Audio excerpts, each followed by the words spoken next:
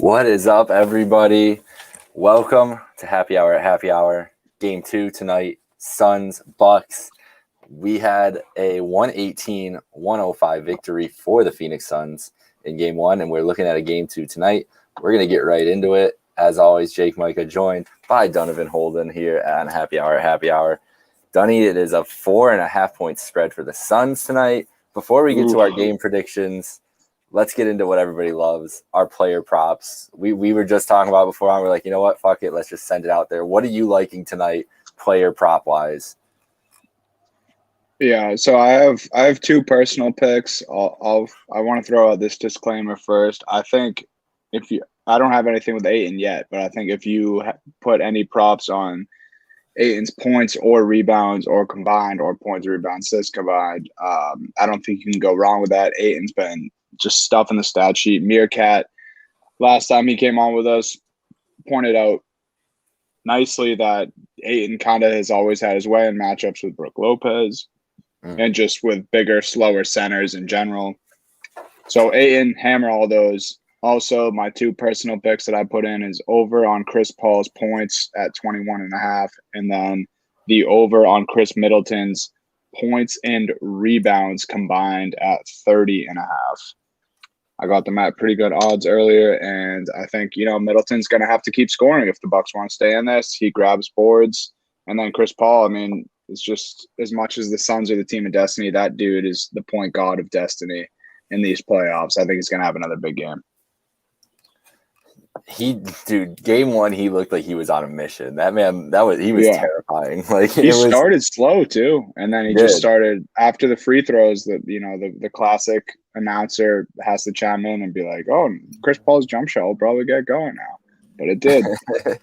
What was it? Someone posted a tweet the other day that was like, Chris Paul went up by 10 points in a playoff game, and it's a picture of Michael Jordan.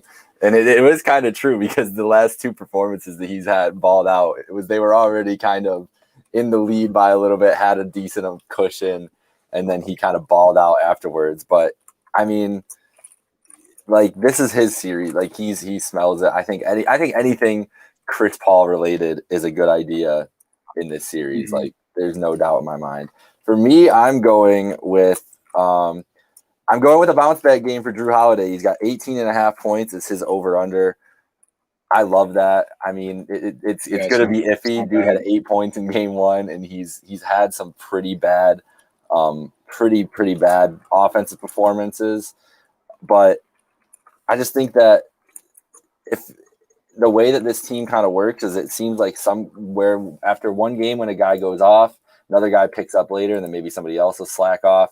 So I'm going to go with Jrue. I'm also going to go with Ayton over 30.5 points and rebounds. Like you said, Ayton's a lock for damn near every prop. Like right now, he's just been killing it. So I love that. And then Book over 28.5 points. Right at that line he was at 27 for the playoffs. He had 27 in game 1. I think tonight maybe he'll bump that average up a little bit and get into there. And leading into that, now let's just get into the game here. Because the way that we kind of both have it set up, I mean, I guess with you with the Middleton over, that's still a big game for Middleton. But I'm going with the Suns. I don't even think this is going to be a close game tonight. I think the Suns kind of are going to be able to do whatever they want. They look like the deeper team. They look like the better coach team. They look like they have more answers for what the Bucks can throw out at them. I'm riding Suns like heavy tonight. What are you thinking going into game 2? I'm riding Suns too. I think they're going to go up 2-0 in this series tonight. I really can't get a feel for how this game will go, though. And for me, a lot of it comes down to Giannis and his health. I mean, we alluded to it. He, looking at the stat sheet, 20 and 17, that's a great game. But it's not enough. It's not enough for the NBA Finals. It's not enough if you're the superstar of your team. And 11 shots is certainly not enough. So, I mean, if Giannis is getting closer to 20 looks, if he's making more of an impact than he did last game, then maybe we'll see something different. But I think it's going to be the Suns tonight. The margin of victory, who knows? I'd like to think it'll be a tighter game because I think something that we haven't give, Coach Bud props for in the past, but we have started to after this Brooklyn series. He's been making adjustments to these playoffs. He doesn't usually He has been when they get beat bad. And like you've been saying, 13 points, it was still a competitive game. It just, it ended down the stretch. Yeah, it got They down to pulled away a 7. little I mean, bit. it got down to 7 in the fourth quarter. Like it looked Yeah. like they were about to make that run, and then CP kind of took over after that. So now I wonder, does Coach Bud come out and make an adjustment? Is he in Drew Holiday's ear because he shot 4-14 and he let CP essentially do all this all over the Bucks. 32 points, really had his way.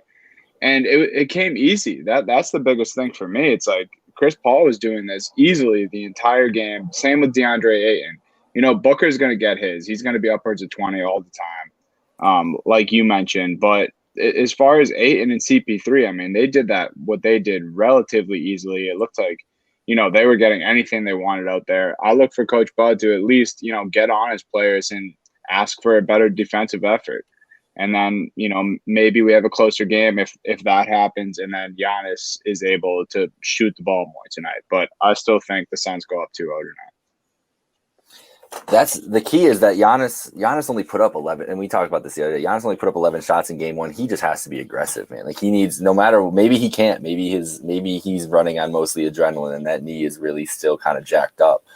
But they really need him to be the superstar that he's supposed to be in this series. They need every second of it. I mean, in the regular season, he had incredible performances both games against them, both games against Phoenix, a 33-16, and then a 47-point game, and they lost both those games still. And so when he comes out and only has 20 points, it's not going to be enough, especially when a guy like Drew Holiday isn't going like he's supposed to. And man, when Dante DiVincenzo went out earlier in the playoffs, I really didn't think it would be as big of a deal for the Bucks as it is now. But they could use him, especially in this series right just now. Just a versatile guard, man. Yeah, and just a guy that has the utmost faith in his shot and will go create even if he can't really go do anything. So fuck, man, I don't know. What I've really come to think about it the last couple days is we gave the Suns a lot of crap for playing injured teams, whatever. But the Bucks have gotten a very healthy road, easy road to running into, obviously, the Nets, what they had, the Hawks with the issues they had with Trae Young and no DeAndre Hunter.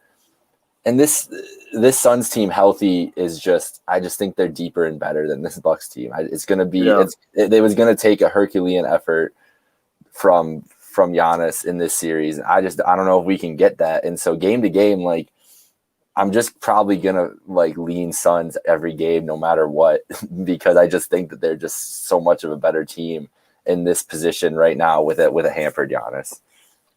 Yeah, I think my gut's gonna tell me to lean Bucks the first game back in Milwaukee.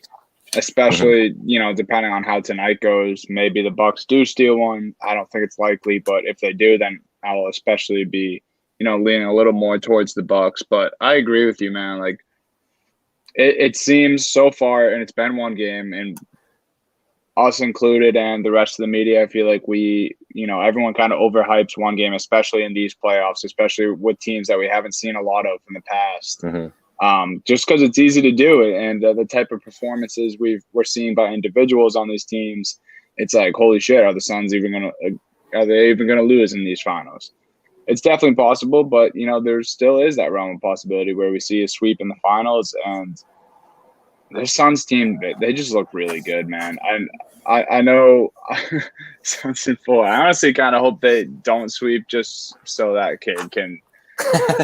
I don't know. I respect. He'd be the most famous person in the world, bro. Yeah, Meerkat said it best the other night. Like, good for him. Like, respect the hustle, but definitely don't want to be seeing as much as I'm seeing of on my social media, selling the signed his signature on the signed Steve Nash jersey is a little corny. But anyway, I don't know. I think the Suns team is incredible. We've been saying it, team of destiny.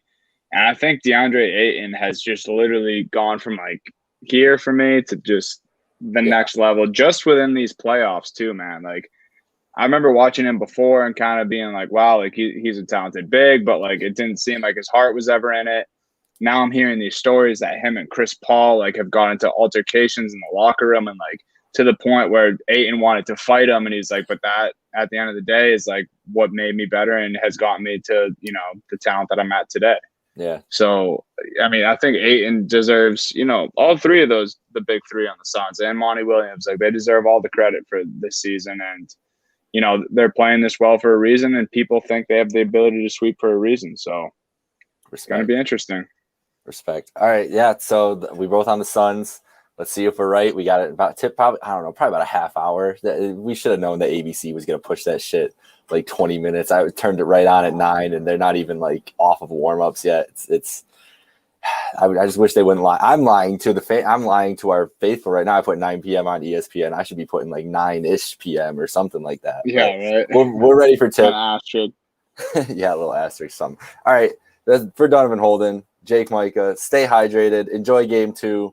We'll talk to you all again after game 2. And have a great night. Enjoy the games.